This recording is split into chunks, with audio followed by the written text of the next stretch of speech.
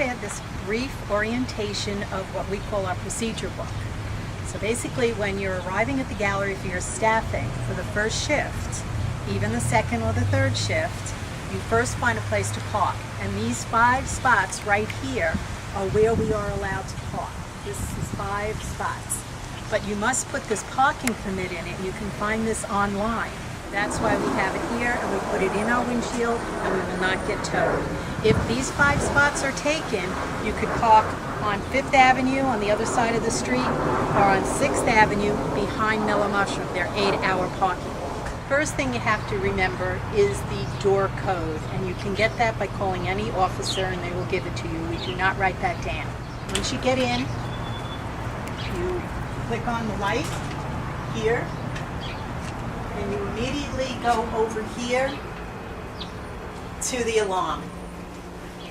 And that again, the code will be given to you by an officer. Once you turn the code off, then you can close the door. Suggest you keep the door open because it gets dark in here. Okay. Then you immediately get your name tag off it. They're in alphabetical order, and you can put that on your person. The first shift is responsible for counting the petty cash, which is kept here. Now remember, this is not a cash box, and it is not a cash drawer. It's for exchanging money. If somebody gives you $100, you put the $100 in here and exchange it out for smaller bills in amounts that they can actually get change and pay for their purchase. Also, here is what we now have as our desk drawer that has the customer account in it, 24-hour approvals, the shipping forms, new member information. That's where that is. This also is what Flo refers to as the treasurer's folder or her notebook, where new sales go into. Also, any of the old sales that you may need are on top of the file now. Flo moved it so people don't get confused. It's up here, and it's called completed sales. That's your completed sales, and in that book, you'll find all the sales that were completed most recently, with the names and addresses of the customer, back to Flo keeps 1 year current in here.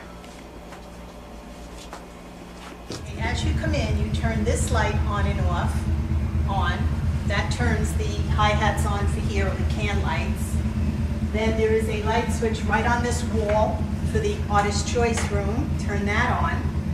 And then over here, the only light switch you have to worry about are these toggle switches. You would just turn them on. And that's it. The rest of the light switches you leave as is. And you do not touch the light switches in the front. Turn these 2 light switches on in the morning, the first shift. And then we walk down to put the sign on and open the door. You unlock the door, which is very easy to do. And if it's a nice day, you can leave it open. And make sure that the sign is facing in the right direction, which is open now because the door is open. This is our sign. It has wheels over here. It's very easy to tilt it up. And it's also very easy to take out with one hand. Whoops.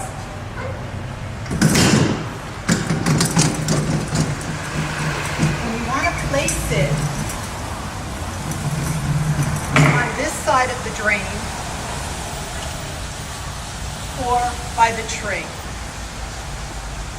By the tree, sometimes we are asked by code enforcement to bring it back here because our area is just this area here, in this area that we are allowed to put it.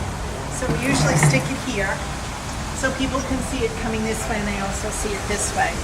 We'll have the new logo on it. We're having that prepared that the gallery is now open. To continue with the first shift's responsibilities, they must remember your ID and your password. So that's your username and your password. Click this if it's not already on, and in this case it's open. You go to the guild member login, you type your name and password in here. It opens up automatically to your profile page.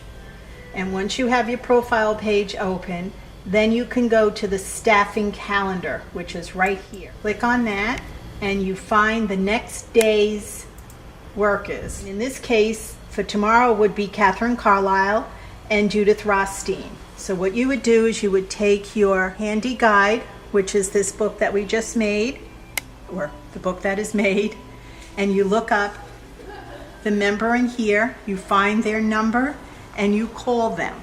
And you remind them that their shift is Catherine Carlisle, 11 to 3, and Judith Rothstein, Ronnie DiSabello, it's Diane Reeves in parentheses. She's working 3 to 7. You remind them. They must call you back to confirm that they are working and that they're aware of it. If they have a problem, it is their problem. They figure it out. They find the hired staffers or they find someone to replace them.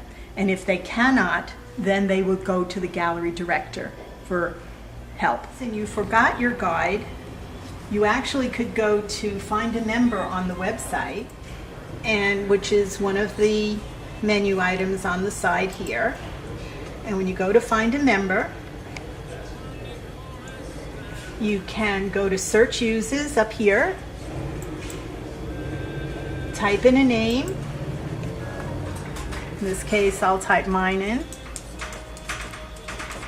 See if it does it. And it actually gives me my contact information here so I can call and confirm that that person is aware that they are staffing tomorrow. This is what the actual guide that we have looks like, which everything we're talking about today is listed within these pages. It's a brief overview, and the actual procedure book is listed under procedures here, rules and procedures in the website. So you could find everything that we're talking about right here. Basically, we went over what the first shift does, and we also want to tell you that you put the sign. There's a sign that rolls outside on wheels. We'll show you that in a minute. That goes outside. You could leave the door open when, weather permitting, and also a daily log, which is very important for you to read. You should read the daily log every single night or every single day right before you come into the gallery. Any follow-up information that you have should be entered in there for you to read and understand. That's what it looks like, and you have all the shift reports are on there, and in there you put any information relating to customers and also relating to the gallery, anything that has to be followed up on. You do not put contact information for a specific customer, for a specific artist. That's private information. You email it to the artist by going to find a member and hitting send email, or you call them on the phone. You do not put it on the log. As we said, that's private information. The custom account log is also you're responsible for each shift. That's what this is here. We actually keep these records for the museum. Everybody who walks in the door between certain hours, we count them off by fives. So at the moment we have 4 people in the gallery. 1, 2, 3, 4. That's how we count it.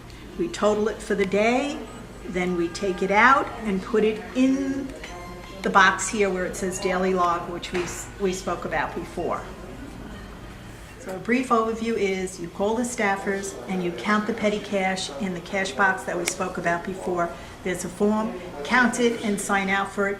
This way we make sure that nobody put money in there by mistake or vice versa instead of putting it in the right place. That's how we keep track of it.